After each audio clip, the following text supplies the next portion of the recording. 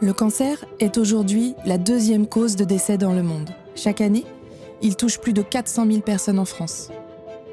Si les choses ont très fortement progressé ces dernières décennies dans sa prise en charge, le combat est encore loin d'être gagné. Face au cancer, de nombreux défis demeurent. Comment accélérer la recherche de nouvelles molécules? Comment gagner en précision diagnostique? Comment optimiser l'approche thérapeutique? L'amélioration des soins apportés aux personnes atteintes de cancer est depuis longtemps au cœur des préoccupations pour augmenter, entre autres, la qualité et la durée de vie des patients, mais aussi leur vécu de la maladie. Depuis quelques années, nous assistons à la transformation numérique du parcours de soins. Intelligence artificielle, thérapie digitale, réalité virtuelle, jumeaux numériques, télémédecine, sont autant de technologies qui révolutionnent l'oncologie en potentialisant chaque étape du parcours, de la prévention à la prise en charge des patients. Mais quelles sont les applications concrètes de ces technologies en oncologie? Et surtout, quel est l'impact pour la vie des patients et le quotidien des soignants? Allons à la rencontre de cet écosystème d'experts passionnés qui œuvrent quotidiennement pour construire la médecine de demain. Bienvenue dans l'oncologie à l'ère du numérique.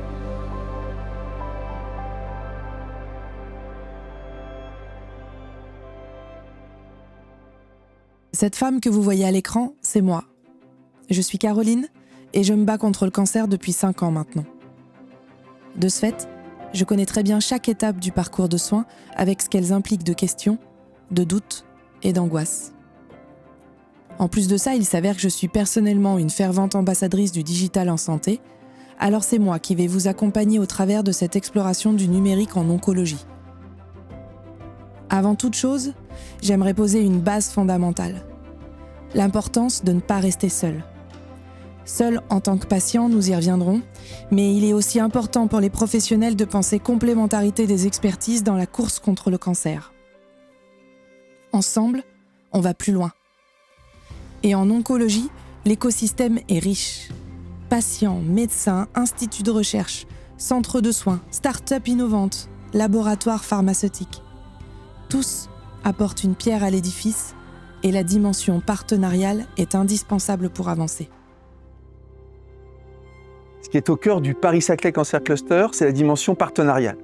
La mission qui nous a été donnée par l'État, c'est de créer une ville nouvelle contre le cancer, avec tous les acteurs de l'oncologie. L'oncologie, c'est la science du cancer. Et en particulier, donc, de réunir tous ceux et toutes celles qui peuvent contribuer à l'émergence de produits industriels. Alors la FIAC, c'est une filière. Une filière, qu'est-ce qu'elle fait? Elle rassemble des acteurs autour d'un projet commun.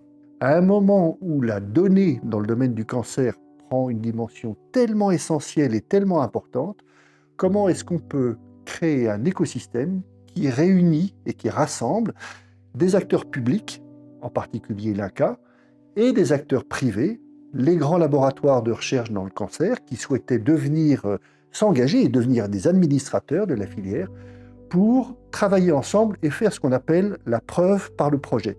C'est très bien de mettre le point sur cet accent-là. Pourquoi? Parce que très souvent, on parle du continuum recherche-soin ou soin-recherche. Et il y a un point qui est souvent un angle mort et qui est oublié, c'est qu'au milieu de tout ça, on a besoin d'entreprises. Et des entreprises pour faire quoi? Pour faire le transfert de technologie.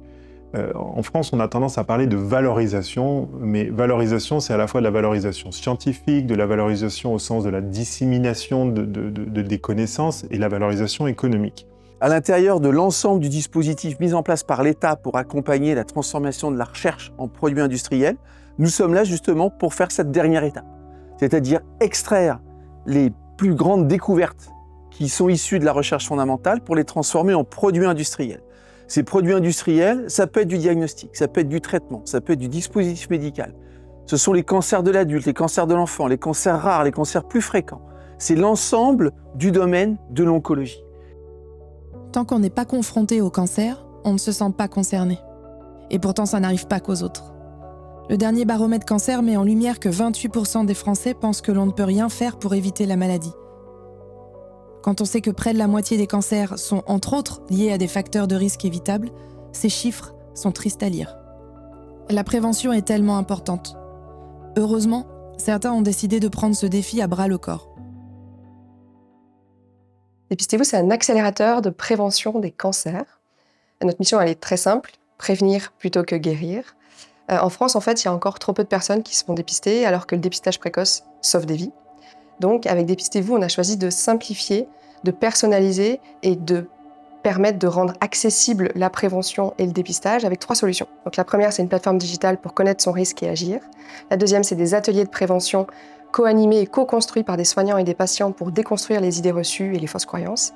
Et la troisième, ce sont des dépistages des cancers de la peau sur site par téléexpertise. Tout ça pourquoi ? Pour éviter un cancer sur 2. La prévention elle-même peut bénéficier des avancées du numérique, puisque pas être grand devin pour imaginer qu'on s'oriente tous vers une forme de prévention personnalisée.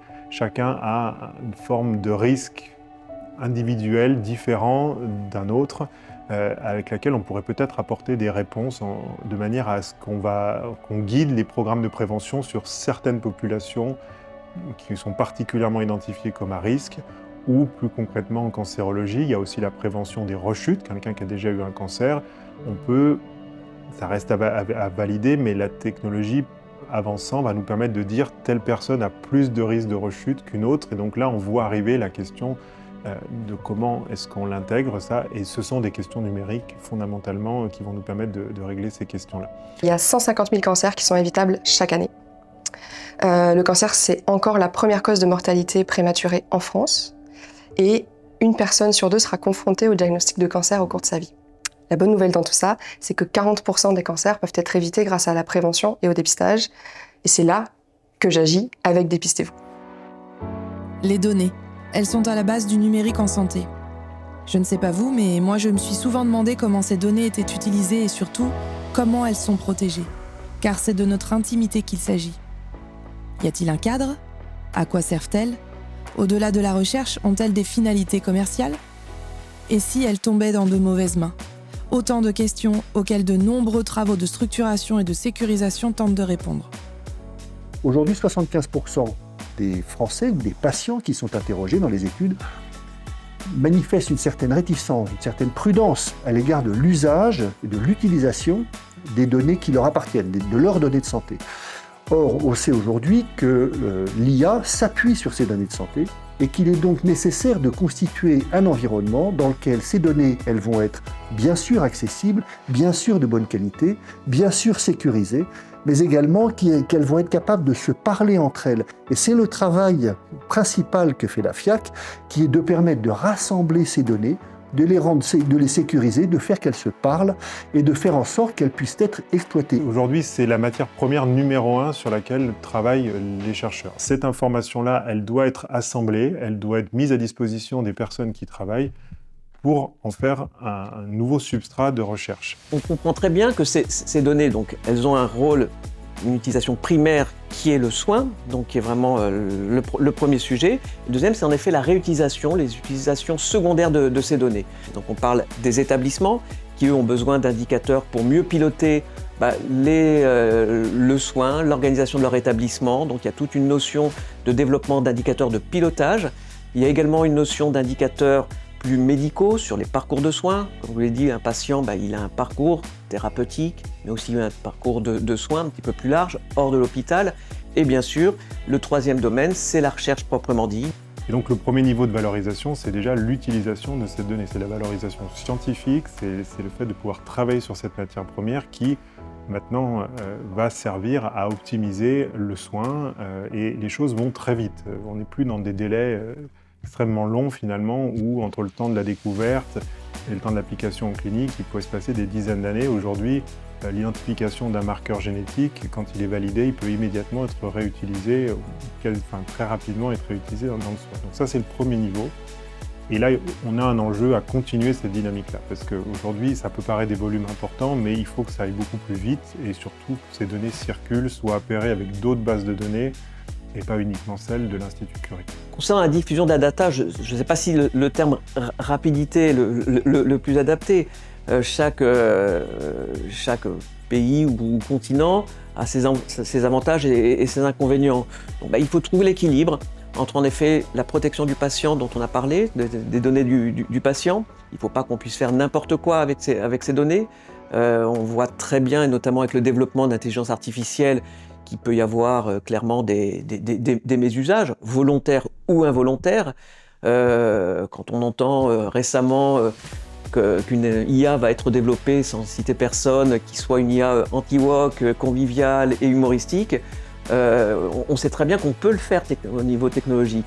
Et donc il est très important de protéger les données des patients par rapport à tous ces IA qui se développent pour en trouver les meilleurs usages. Et je pense que l'Europe, avec l'IA Act qui a été voté vraiment de façon très réactive, est un point très fort pour notre continent et pour la France en particulier. Et c'est intéressant parce que quand on parle de la donnée, il y a quelquefois un peu deux approches. On parle beaucoup de la souveraineté dans le domaine de la donnée. Et il y a deux façons de la considérer. Il y a une façon qui est de la considérer de façon défensive, en se disant cette donnée-là, on veut la protéger, on veut la garder, on veut s'assurer qu'elle ne sera pas exploitée par d'autres ou mal. On veut qu'elle soit, on veut assurer la confiance pour les patients. On en a dit un mot, c'est vraiment essentiel.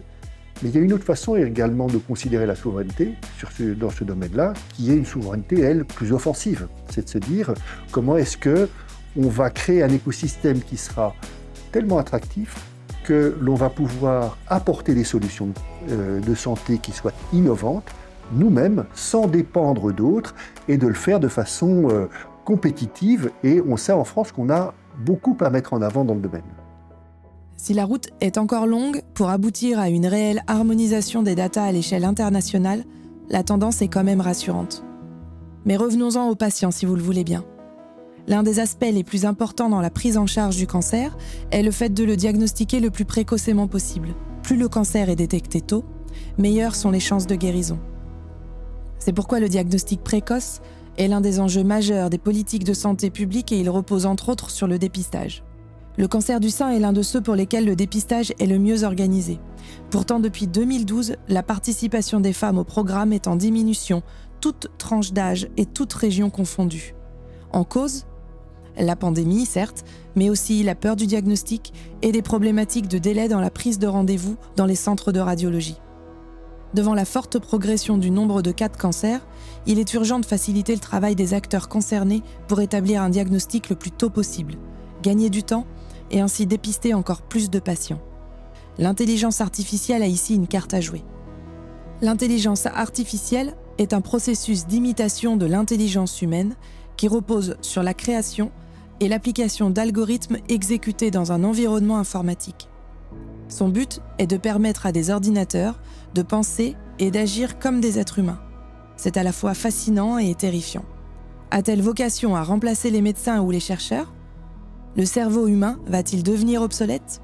Le Therapixel s'est intéressé au cancer du sein parce qu'on a vu que c'était une problématique pour laquelle la technologie d'intelligence artificielle et de computer vision était particulièrement pertinente, puisque le dépistage, ce n'est pas du diagnostic. Le dépistage, il s'agit de trouver chez les sujets sains les quelques sujets qui vont avoir un problème.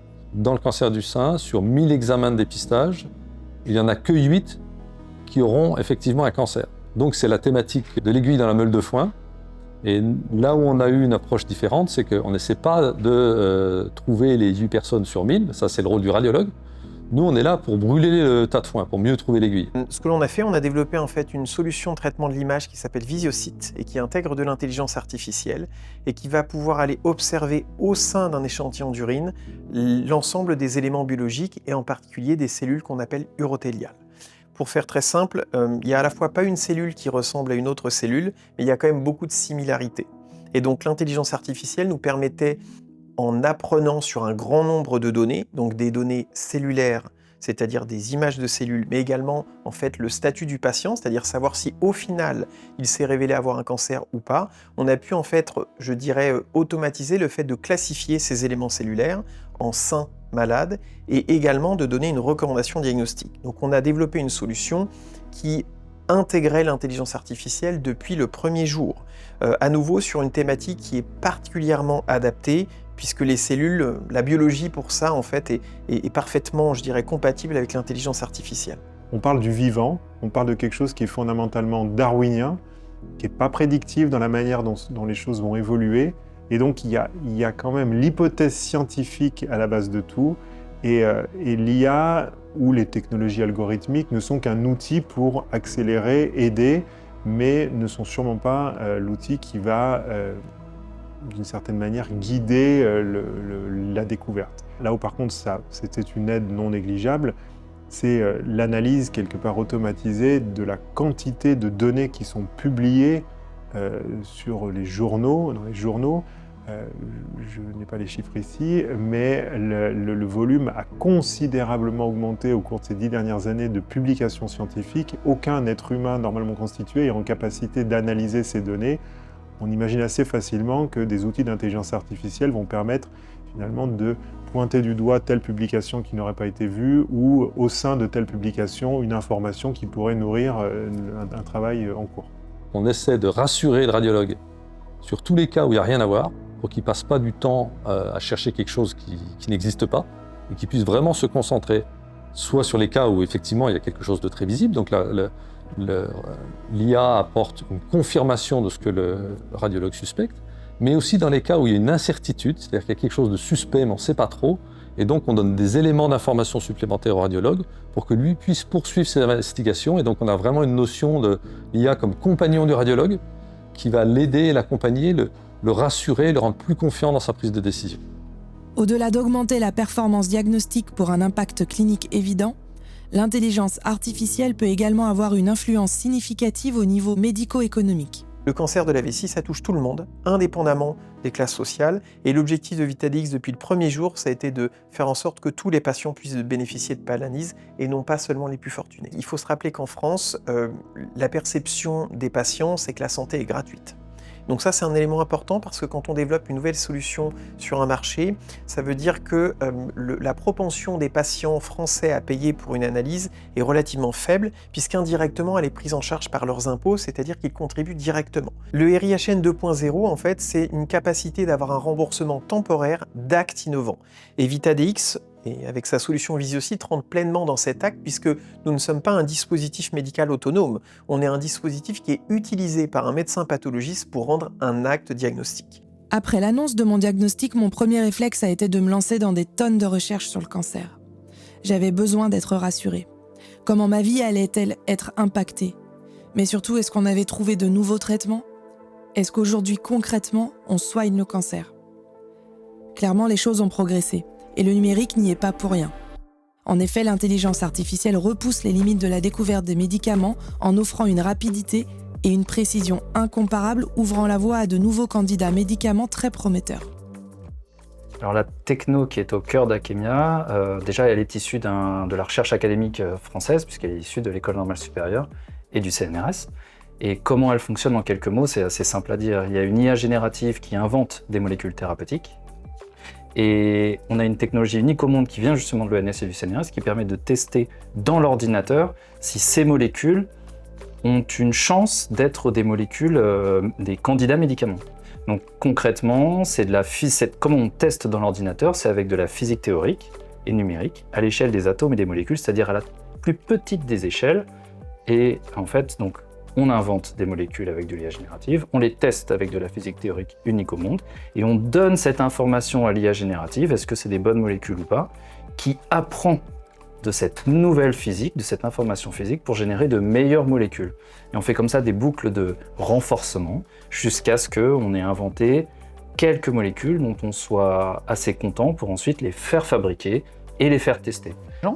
Le fait de pouvoir explorer dans l'ordinateur de manière extrêmement efficace quelles sont les molécules les plus prometteuses, ça va permettre justement, on l'espère, de pouvoir identifier des molécules très précisément utiles pour un certain biomarqueur, un certain type de patient, une certaine indication précise. Il y a maintenant l'oncologie et la médecine de précision, donc on sait qu'un cancer du sein n'est pas le même qu'un autre, etc. Et donc justement, la capacité qu'a notre technologie en combinant de l'IA générative et de la physique d'aller trouver les molécules les plus prometteuses parmi des milliards possibles, on espère vraiment qu'on aura des traitements plus adaptés pour certains patients et certains types de cancers. Au travers de mes recherches, j'ai même découvert que le numérique allait jusqu'à s'inviter dans les blocs opératoires. Vous aviez déjà entendu parler de jumeaux numériques ? Moi, non. Ils peuvent guider les chirurgiens tel un GPS des tumeurs pour leur permettre de voir l'invisible, comme un super pouvoir contre un super méchant. On a été une des premières équipes au monde à travailler sur l'intégration de ce jumeau numérique pendant la chirurgie, donc pour faire une chirurgie, ce qu'on appelle une chirurgie guidée par l'image et assistée par modélisation 3D. Donc le but étant, quand on opère, on est en capacité aujourd'hui d'introduire dans la console de robotique, c'est-à-dire là où le chirurgien, quand on fait de la chirurgie robotique, là où le chirurgien est assis et à la tête dans une console, et on voit la vue péropératoire. On est en capacité d'introduire dans cette vue péropératoire le modèle tridimensionnel, donc le jumeau numérique. Alors quand il n'y a pas de recalage, c'est de la réalité virtuelle. Et ce sur quoi on travaille en ce moment, dans le cadre du RHU Digital Urologie 3D et avec nos partenaires, dont Fujifilm et Surgar, qui est une start-up clermontoise, on travaille sur comment on passe de la réalité virtuelle à la réalité augmentée. Le champ des avatars ou le champ des jumeaux numériques, c'est un autre sujet qui lui-même est très large puisqu'il peut aller de jumeaux numériques qui vont accompagner le patient dans sa prise en charge pour le conditionner quelque part, le préparer au traitement. Et c'est un élément essentiel. On voit bien qu'on peut faire diminuer le stress de la personne dans sa prise en charge et que du coup les traitements vont mieux se passer. On a besoin que le patient soit acteur de sa prise en charge, qu'il soit capable, par exemple, de revenir vers l'équipe s'il a la perception d'avoir un problème. Et donc, nous aider dans le dépistage précoce de potentielles complications post-opératoires. Sauf qu'on s'est dit, pour que le patient puisse être acteur, il faut qu'il comprenne. Il faut qu'il comprenne mieux que si on lui montre un scanner avec des coupes de scanners qui sont inintelligibles pour un patient. Et donc, on s'est dit, comment peut-on utiliser des choses très pratiques, les technologies tridimensionnelles, cette fois-ci au bénéfice du patient. Donc nous, on les utilisait en mode virtuel pour faire de la chirurgie guidée par l'image, pour améliorer la qualité de notre chirurgie, un peu comme un GPS chirurgical. Et c'est un élément essentiel. On voit bien qu'on peut faire diminuer le stress de la personne dans sa prise en charge et que du coup les traitements vont mieux se passer. Dans la stratégie thérapeutique du cancer, malheureusement, parfois on peut se retrouver dans l'impasse. Notre traitement ne fonctionne pas, ou alors notre cancer n'a pas encore de traitement. C'est la douche froide, la peur, l'angoisse. Dans ce cas, le monde des essais cliniques s'offre à nous, et avec lui, sa zone de flou. Quel essai choisir? Comment le trouver? Quelles sont les conditions pour y participer? Quel casse-tête pour s'orienter dans cet univers ultra technique? C'est de ce constat qu'est née l'idée de Clinéo, créer un moteur de recherche pour les essais cliniques. Concernant les essais cliniques et la recherche, c'est vrai que l'utilisation de certains outils numériques pour avoir une connaissance sur le territoire, ne serait-ce que nous, sur le territoire français, de tous les essais disponibles, ça peut être très intéressant. Alors ça peut être intéressant pour le patient, mais ça va s'adresser à un certain nombre de patients qui ont quand même la capacité, je dirais, socio-éducative d'aller chercher eux-mêmes l'information sur Internet et une information pertinente, ce qui n'est pas toujours le cas. Mais c'est un outil qui doit être aussi utilisé par l'oncologue médical référent pour savoir si dans un territoire qui correspond quand même à un déplacement raisonnable pour le patient, il peut avoir accès à un essai thérapeutique que l'oncologue n'a pas et donc une porte ouverte thérapeutique supplémentaire. Donc ces outils sont très intéressants, mais ils doivent être partagés entre le clinicien et le patient et pas seulement à disposition du patient. Donc concrètement, Clinéo, c'est une plateforme digitale qui permet aux patients, à leurs proches et aux oncologues de trouver facilement des essais cliniques en oncologie et proches de chez eux. Donc nous avons un moteur de recherche spécialisé dans les essais cliniques, et ensuite, une fois qu'on a trouvé des essais pertinents, on peut être mis en relation avec les médecins qui sont responsables de ces essais cliniques. La difficulté aujourd'hui pour les patients, je pense, c'est avant tout un problème d'accès à l'information. Et c'est là où la technologie va permettre de rendre accessible cette information, la structurer, la rendre accessible aussi en temps réel. Aujourd'hui, il y a des gros problèmes sur l'accès aux essais cliniques, c'est savoir que l'essai clinique existe. Et puis une fois qu'on sait qu'il existe, avoir la bonne information concernant cet essai clinique. Est-ce qu'il est ouvert au recrutement? Si oui, dans quel centre? Et puis bien sûr, tous les critères pour un patient donné, est-ce qu'il peut rentrer dans cet essai? eh bien, il faut bien connaître les critères d'exclusion, d'inclusion de l'essai. J'aimerais maintenant aborder un aspect crucial pour tous les patients, l'importance de la relation humaine. Avec l'équipe médicale, avec l'entourage, car le cancer ne se cantonne pas aux murs de l'hôpital. Une fois sorti, on est vite face à ses angoisses, ses questions, parfois sa solitude face à la maladie. Dans une société où tout va vite, il faut accepter de lever le pied et le décalage avec l'entourage est dur à vivre. En tant que patiente, ce qui m'a aidée, c'est de me rapprocher des associations. Réponse aux questions, esprit de communauté, aide aux démarches. Les bénéfices sont inestimables. Prenons l'exemple de ma maison Rose Up qui accompagne les femmes atteintes d'un cancer du sein. Et je laisse la parole à Valeria qui saura mieux que personne exprimer tous les bénéfices qu'elle a retirés de leur soutien.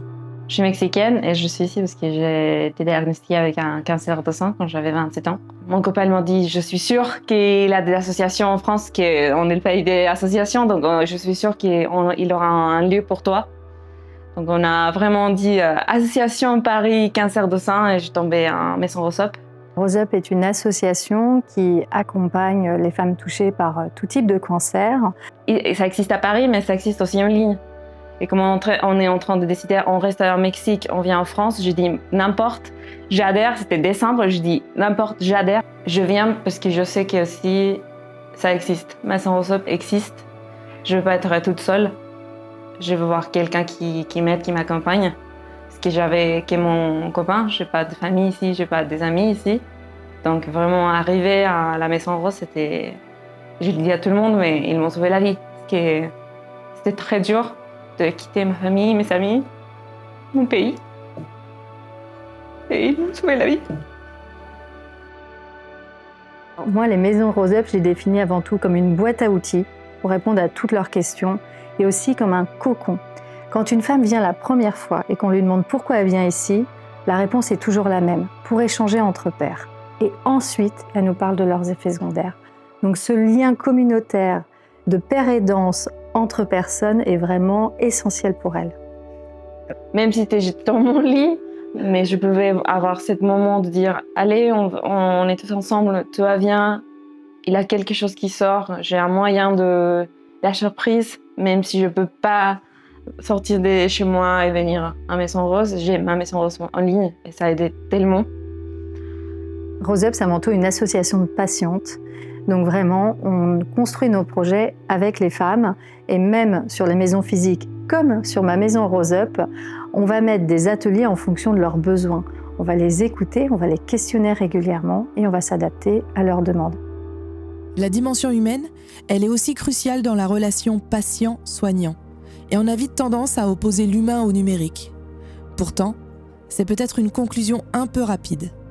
Les médecins ont très peu de temps en consultation et ils se concentrent sur l'essentiel, c'est-à-dire la maladie. Alors que nous, patients, on aimerait être considérés comme une personne à part entière et pas que comme un malade. Et si la technologie permettait de rapporter de l'humain aux échanges ? Je pense qu'il y a eu une technicisation de la médecine, notamment de la cancérologie, depuis notamment l'imagerie médicale qui s'est imposée et ça a mis de la distance quelque part entre les patients et leurs médecins. Les médecins ont beaucoup technicisé la consultation et ça, les patients au quotidien, ils s'en plaignent. Cette technicisation et cette perte d'humanité. Et paradoxalement, je pense que l'IA, ou on va dire toutes les méthodes qui s'y apparentent ou qui l'utilisent, pourraient enlever cette technicité, c'est-à-dire enlever les tâches répétitives, donc techniques par exemple. Il y a le frein qui est la peur de la déshumanisation en fait, du suivi qui, quand on parle de digitalisation en fait, qui est assez intuitive, on a l'impression que les patients vont être suivis par un robot, par une IA. Non, en fait, c'est pas ça. C'est que, en fait, encore une fois, on se sert de la donnée, des datas des patients pour apporter la bonne information au bon moment. C'est-à-dire que si c'est avec juste de l'information, du contenu, en fait, qu'on peut les aider, et ben c'est très bien et on soulage les équipes soignantes. Enfin, ça permet de rendre disponible en fait ce temps humain pour le patient qui en a besoin. Alors que s'il était pris sur autre chose, en fait, justement, les patients qui en ont vraiment besoin seraient moins bien pris en charge et auraient moins de temps humain. Jade, c'est la première fois qu'on cherche à utiliser l'IA pour enlever le côté répétitif et entre guillemets pas toujours très bien fait des consultations médicales elles-mêmes. C'est en fait parti initialement d'un projet de recherche qu'on avait fait avec David entre Paris et Palo Alto donc, où on avait cherché en fait à automatiser en quelque sorte certains types de consultations en cours de traitement pour un cancer. Vous savez que les médecins voient leurs patients selon un rythme qui est prédéfini toutes les semaines ou toutes les 3 semaines, etc. Et en fait, ces consultations, on sait dans les études qui ont été faites dessus qu'elles ne sont pas toujours très bien faites, parce qu'à peu près 20% des symptômes des patients, que ce soit des symptômes liés à la maladie ou liés aux effets secondaires du traitement, sont sous-estimés par les médecins. Et en fait, cette sous-estimation-là, elle a comme conséquence de diminuer la survie globale de ces patients-là de 30%. Donc c'est un vrai enjeu de santé publique et de prise en charge en cancérologie. Et donc on s'est dit, on pourrait utiliser de l'IA pour mieux récolter ces données-là de façon semi-automatique, générer un rapport médical complet mais concis pour le médecin, et ensuite le médecin pourra s'en servir pour ne plus seulement se concentrer sur le problème, mais se concentrer sur la solution. Et ce qui en est sorti, en fait, c'est une start-up qui fait un produit vraiment de productivité pour les médecins et les hôpitaux, pour gagner du temps et de la qualité sur la consultation. Et dans les études qu'on a estimées, qu'on a réalisées, on estime qu'on gagne à peu près 30% du temps habituel d'une consultation et qu'on arrive à mieux caractériser les symptômes des patients, puisque les rapports médicaux qu'on génère automatiquement sont jugés meilleurs que les rapports faits par des humains dans 80% des cas. Et c'est pour ça qu'on est convaincu que cet outil-là va remettre de l'humain, en fait, dans la consultation, parce que les médecins, ils vont plus forcément passer leur temps à poser des questions sur les symptômes du patient, mais ils vont peut-être plus passer de temps à mieux connaître leur patient, à parler d'autres choses, et aussi, surtout, à trouver les solutions médicales aux problèmes qui ont été mis en évidence par l'IA. Les technologies numériques sont appréciées par les médecins et par les patients, mais elles sont appréciées par les patients parce qu'elles permettent un accès au médecin, l'être humain, et cet échange-là, il n'est pas prêt de pouvoir s'interrompre. Donc le fantasme Alien ou Terminator, où on discute avec un ordinateur pour se faire soigner, etc., je pense qu'il est assez loin de nous, même si peut-être on sera là dans quelques décennies, je ne sais pas. Mais en tout cas, ce que veut avant toute chose le patient, c'est des échanges de qualité avec un être humain. Et même si je connais les études qui montrent que l'empathie n'est pas nécessairement moins importante, en tout cas déclarée comme telle avec un ordinateur, il y a quand même des enjeux qui ne pourront pas être traités uniquement par une excellente analyse du langage, etc. Que se passe-t-il après la consultation ? Le besoin de soutien médical ne s'arrête pas sur le pas de la porte du cabinet, malheureusement. Effets indésirables, complications, sont autant de situations désagréables que nous, patients, anticipons après l'annonce du protocole de soins. À partir de quand dois-je m'inquiéter ? Faut-il que j'arrête mon traitement ? Devant l'impossibilité pour les équipes médicales d'assurer un suivi physique régulier et personnalisé pour chaque patient, la télémédecine se présente comme une solution pratique et efficace à cette problématique. La téléconsultation, la télémédecine va venir compléter nos soins pour limiter le nombre de déplacements pour nos patients. Alors ça peut être utilisé à plusieurs niveaux. Alors bien sûr, pas sur une consultation de première fois. Quand on ne connaît pas le patient, c'est important de le voir, c'est important de garder le contact humain, l'examen clinique. Il n'y a rien qui remplacera cette partie-là. Mais une fois qu'on a instauré le traitement, dans le cadre des suivis, ça peut être un formidable outil parce que si le patient va bien, il peut utiliser les Patient Reported Outcomes aujourd'hui qu'on utilise. Ce sont des outils que l'on met sur les smartphones des patients.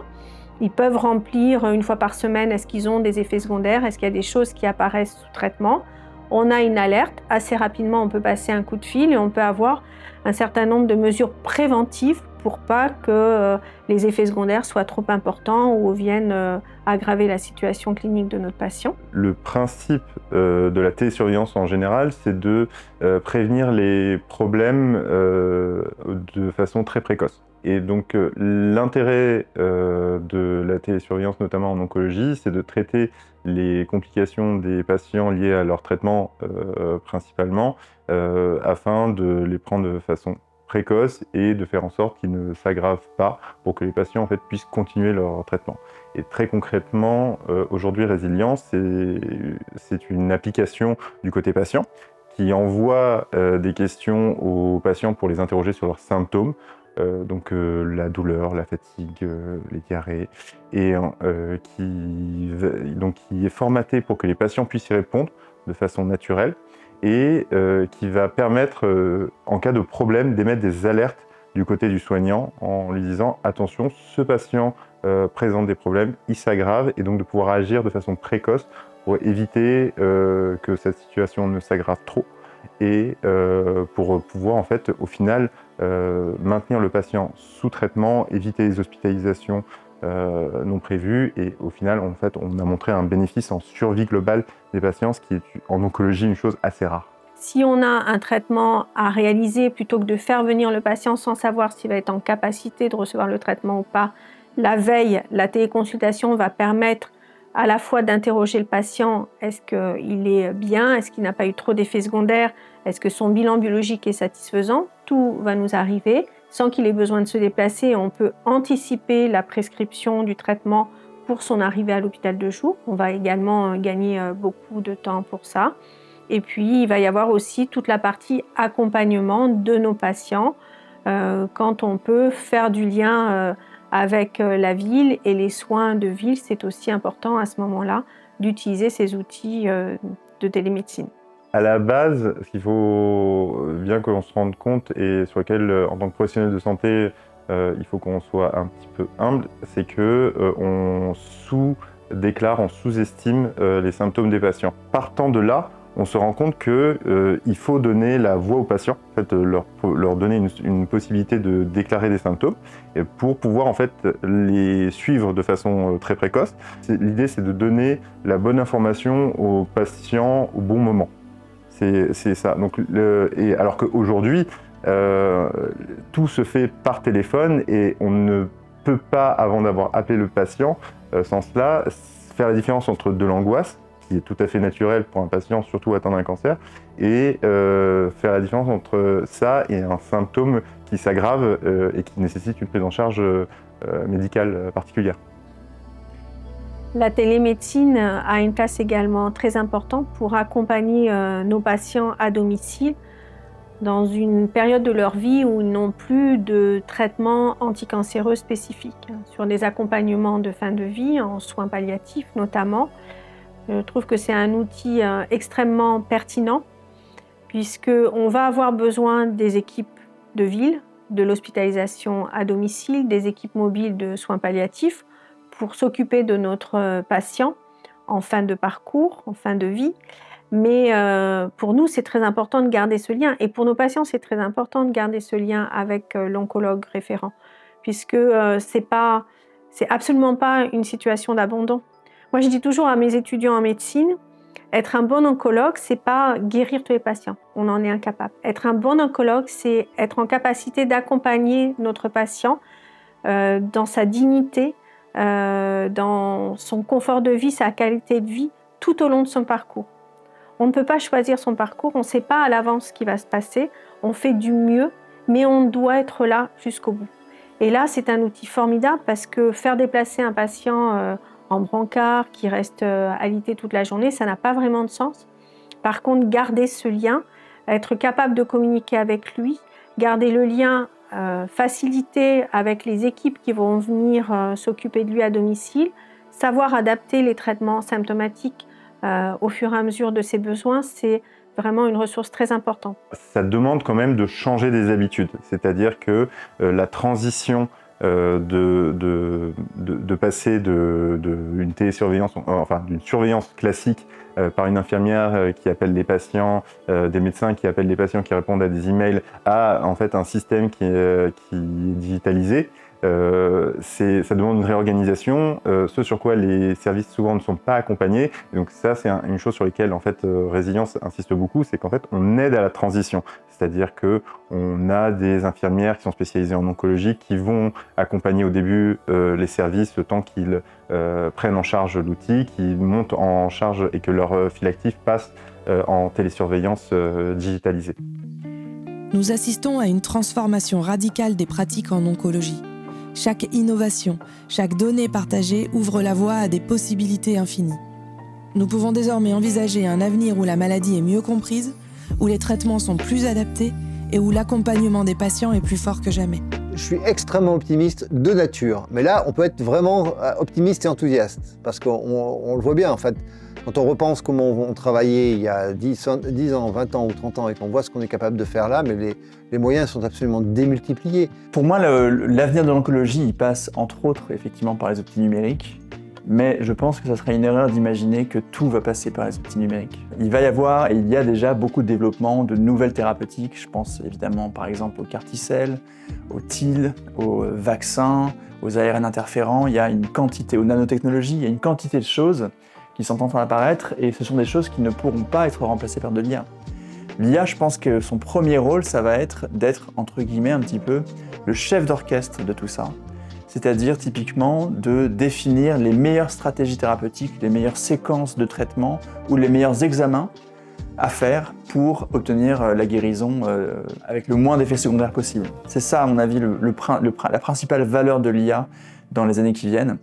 L'IA elle-même, comme outil de progrès, pas de doute. Aucun doute sur diagnostic de meilleure qualité, facilitation du travail du praticien, amélioration de la compréhension de la maladie, nouveaux outils de pronostic ou de dépistage d'une rechute ou d'un échec thérapeutique, aucun doute. Mais bien entendu, c'est articulé avec tout le reste.